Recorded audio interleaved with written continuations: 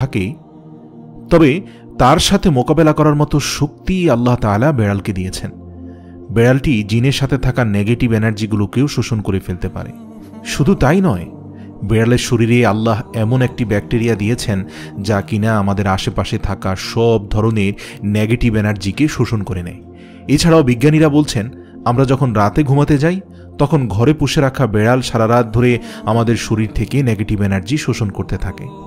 আল্লাহ রাব্বুল আলামিন বেড়ালের মাঝে কিছু বৈশিষ্ট্য দিয়েছেন, যার কারণে এমন সুন্দর একটি মাখলুক আমাদের রোজকার জীবনের অংশ হয়ে উঠেছে।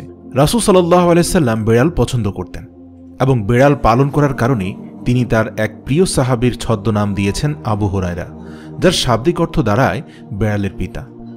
কেন একজন মুসলিমের বেড়াল পালন করা উচিত?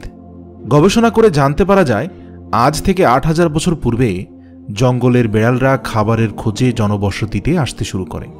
সে সময়